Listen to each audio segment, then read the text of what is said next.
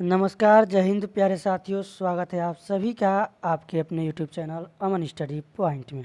साथियों, हाजिर हैं एक और वीडियो के साथ जिसमें हिंदी के महत्वपूर्ण प्रश्नों को देखेंगे। तो चलिए शुरू करते हैं वीडियो को और वीडियो में पूरे अंत तक बने रहिएगा। तो साथियों, प्रश्न है आप सभी के स्क्रीन पर। पहला प्रश्न पूछा गया है, इनमें से कौन सा शब्द भाववाचक संज्ञा नहीं है। तो यहाँ पर भाववाचक संज्ञा बताना है साथियों। ऑप्शन आप सभी के स्क्रीन पर है। यहाँ पर हमारा सही जवाब जाएगा ऑप्शन नंबर सी के साथ। सोना जो है यहाँ पर भाववाचक संज्ञा नहीं है। यहाँ पर मनाही, विद्वता और खुशी ये जो है भाववाचक संज्ञा है। सोना की अगर बात करें तो ये जो है अंग्रेजी में हम लोग मटेरियल नाउन जिसे जानते हैं, वही आप हिंदी में द्रव्यवाचक संज्ञा का उदाहरण है। तो चलेंगे अगले प्रश्न की ओर, देखेंगे अगले प्रश्न को। संज्ञा इसमें अगर बात करें जातिवाचक संज्ञा, व्यक्तिवाचक संज्ञा, भाववाचक संज्ञा और समूहवाचक संज्ञा, ये संज्ञा के प्रकार होते हैं। अगला प्रश्न है आपके स्क्रीन पर, पशु चर रहे हैं रेखांकित पद है। तो यहाँ पर पशु जो है बताना है कौन सा संज्ञा है। तो यहाँ पर इसके साथियों सही जवाब हो जाएगा जातिवाचक संज्ञा। यह जो है जातिवाचक संज्ञा का उदाहरण है। आंसर जाएगा ऑप्शन नंबर बी के साथ। चलेंगे अगले प्रश्न की ओर। संज्ञा जो है मुख्य रूप से 5 प्रकार के होते हैं, जो कि अभी हमने पहले प्रश्न में बताया है। अगला प्रश्न है, आप भला तो जग भला वाक्य में रेखांकित कौन सा सर्वनाम है। आप जो शब्द है ये किस प्रकार का सर्वनाम है, ये पूछा गया है। तो ऑप्शन आप सभी की स्क्रीन पर है। इसका जो सही जवाब हो जाएगा साथियों वह हो जाएगा आपका निजवाचक सर्वनाम।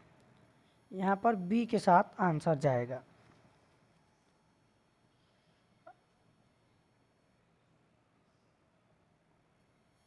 अगला प्रश्न है साथियों, कौन सा सर्वनाम का भेद नहीं है। यहाँ पर सर्वनाम का भेद कौन सा नहीं है पूछा गया है। पुरुषवाचक, गुणवाचक, निजवाचक, प्रश्नवाचक। अब सर्वनाम की बात करें तो सर्वनाम जो है यहाँ पर जो गुणवाचक है, यह गुणवाचक क्या है, विशेषण है। यह सर्वनाम का भेद नहीं है। तो यहाँ पर हमारा यही सही जवाब होगा। पुरुषवाचक, निजवाचक, प्रश्नवाचक 3 ये हैं और संबंधवाचक ये भी सर्वनाम होता है। निश्चयवाचक और अनिश्चयवाचक ये सर्वनाम यानी सर्वनाम के 6 भेद होते हैं। अगला प्रश्न है, कश्मीरी सेब सिंदूरी लाल होता है। यहाँ पर सिंदूरी जो शब्द है विशेषण के किस भेद के अंतर्गत आता है यह बताना है। यह रेखांकित जो शब्द है इसको बताना है कि विशेषण के किस भेद के या भाग के अंतर्गत आता है। तो ऑप्शन आप सभी के स्क्रीन पर है। इसका जो सही जवाब होगा साथियों गुणवाचक विशेषण के अंतर्गत आएगा। यह जो है उसके गुण को बता रहा है, सेब के गुण को बता रहा है, यानी कि गुणवाचक विशेषण के साथ आंसर लगाएंगे। अगला प्रश्न देखेंगे, स्त्री शब्द का विशेषण है। तो स्त्री शब्द का विशेषण यहाँ पर बताना है साथियों। इसका जो सही जवाब हो जाएगा स्त्रैण। ऑप्शन नंबर डी के साथ आंसर लगाएंगे। अगला प्रश्न है, निम्नलिखित में से कौन सा संयुक्त स्वर नहीं है। तो संयुक्त स्वर यहाँ पर बताना है। ऑप्शन आप सभी के स्क्रीन पर है साथियों। इसका जो सही जवाब जाएगा ऑप्शन नंबर सी। संयुक्त स्वर पूछा गया है यहाँ पर, तो इसमें जो है हमारा सही जवाब हो जाएगा ऑप्शन नंबर सी के साथ आंसर लगाएंगे। स्वर को जो है 3 भागों में बांटा गया, ह्रस्व स्वर, दीर्घ स्वर और संयुक्त स्वर, ये इनके प्रकार होते हैं। ये जो है जो ऊ है, ये जो है इसको हम आपको बता देते हैं। ये जो है दीर्घ स्वर के अंतर्गत आता है, दीर्घ स्वर के अंतर्गत ये आता है।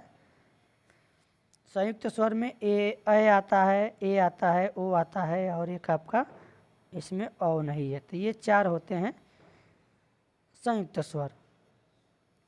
चलेंगे अगले प्रश्न की ओर। अगला प्रश्न है आप सभी के स्क्रीन पर, जब कर्ता एक क्रिया समाप्त कर उसी क्षण दूसरी क्रिया में प्रवृत्त होता है तब पहली क्रिया क्या कहलाती है। तो जो पहली क्रिया साथियों, जैसे वह खाकर सो गया, तो खाकर जो पहले क्रिया हुई है वह पूर्वकालिक क्रिया कहलाती है। यानी कि ऑप्शन नंबर सी में दिया गया है पूर्वकालिक क्रिया सी के साथ आंसर लगाएंगे। चाहे वह पढ़ कर सो गया तो पढ़ कर क्या हो जाएगा, पूर्वकालिक क्रिया हो जाएगा। अगला प्रश्न है कौन सा संयुक्त क्रिया का भेद नहीं है। तो संयुक्त क्रिया का भेद नहीं है ये बताना है यहाँ पे। ऑप्शन आप सभी के स्क्रीन पर है। सही जवाब हो जाएगा नामबोधक। यह जो है संयुक्त क्रिया का भेद नहीं है।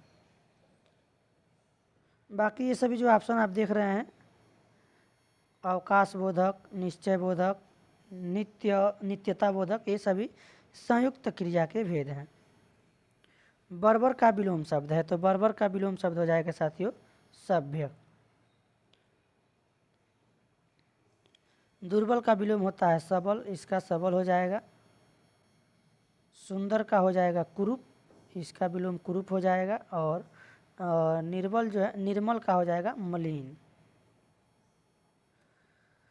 तो डी के साथ आंसर लगाएंगे। अगला प्रश्न है उद्दत का विलोम शब्द है। उद्दत का विलोम शब्द हो जाएगा साथियों विनित। ऑप्शन नंबर बी इसका सही जवाब होगा। निम्नलिखित में से कौन सा शब्द स्त्रीलिंग है। तो स्त्रीलिंग शब्द यहाँ पर बताना है साथियों। यहाँ पर जो केतली है यह स्त्रीलिंग हो जाएगा। चलेंगे अगले प्रश्न की ओर, देखेंगे अगले प्रश्न को। जो यहाँ पर अन्य शब्द आप देख रहे हैं साथियों, फुटपाथ, स्टोव, ये सभी जो है पुल्लिंग है। बाकी जो है यहाँ पर केतली एक वजह यहाँ पर दिया गया है, ये स्त्रीलिंग है। अगला प्रश्न है निम्न में से कौन सा शब्द पुल्लिंग है। यहाँ पर बताना है पुल्लिंग शब्द। सही जवाब साथियों आपका हो जाएगा आभार। ऑप्शन नंबर डी यहाँ पर सही हो जाएगा।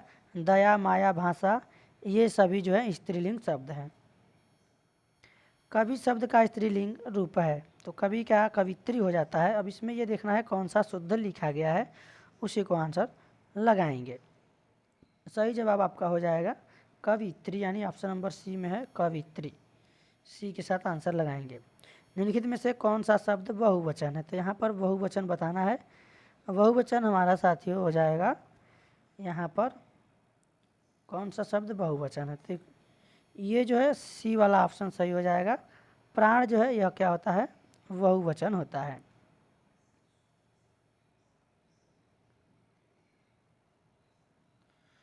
इसी के साथ साथ थोड़ा आपको ये भी बताते चलें, नेत्र हो गया, आंसू हो गया, लोभ, दर्शन और ओठ, ये जो है आपका बहुवचन के अंतर्गत आता है। इसको आप लोग याद रखेंगे। बाकी इसमें जो पुस्तक, लड़का, पौधा देख रहे हैं, ये जो है सभी क्या हैं, एक वचन में है। लड़का का लड़के हो जाएगा, पुस्तक के पुस्तकें हो जाएगा, पौधा का पौधे हो जाएंगे। तो अगला प्रश्न है हास का विलोम शब्द है। हास, ऑप्शन आप सभी की स्क्रीन पर है। इसका जो सही जवाब जाएगा ऑप्शन नंबर डी के साथ। हास माने हंसना, रुदन यानी रोना, तो विलोम इसका रुदन हो जाएगा। निम्नलिखित में से कौन सा समुद्र का पर्यायवाची नहीं है। तो यहाँ पर साथियों समुद्र का पर्यायवाची पूछा गया है, नहीं है। ये पूछा गया कौन सा नहीं है, तो नहीं है हमारा सही जवाब हो जाएगा साथियों अम्बुद। यहाँ पर ए के साथ आंसर लगाएंगे। अब ये जो है साथियों जो अम्बुद शब्द है, ये जो है बादल शब्द का पर्यायवाची है। किसका, बादल शब्द का पर्यायवाची है। बाकी ये जो है पारावार, पयोधी और अरडव, ये जो है समुद्र के पर्यायवाची हैं। आकाश में चंद्रमा चमक रहा है, यहाँ पर जो आकाश शब्द है रेखांकित शब्द का पर्यायवाची नहीं है। गगन हो जाएगा, नभ हो जाएगा, व्योम भी हो जाएगा, ये सभी हैं। पूछा गया कौन सा नहीं है, तो सही जवाब होगा ऑप्शन नंबर सी, रसाल जो है यह इसका पर्यायवाची शब्द नहीं है।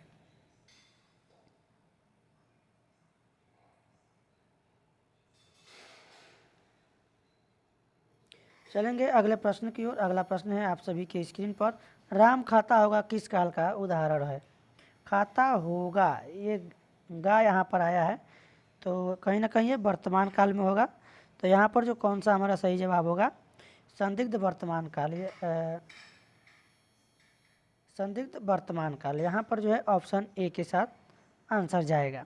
यहाँ पर जो रसाल है साथियों, रसाल देख रहे हैं, ये किसका पर्यायवाची है, आम का पर्यायवाची है। हमने इसको आपको नहीं बताया था। अगला प्रश्न देखेंगे, पत्थर का पर्यायवाची शब्द नहीं है। तो पत्थर का जो पर्यायवाची शब्द पूछा गया है यहाँ पर उरग। उरग जो आप देख रहे हैं यह किसका है? सांप का पर्यायवाची है। सांप कहिए या सर्प कहिए, सांप या सर्प या स्नेक, इसको तो हम लोग अंग्रेजी में स्नेक बोलते हैं। तो राइट आंसर हमारा जाएगा ऑप्शन नंबर डी के साथ।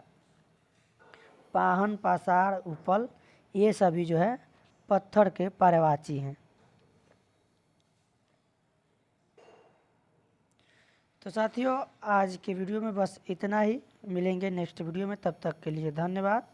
जय हिंद। वीडियो पसंद आया हो तो वीडियो को लाइक और शेयर कर देंगे।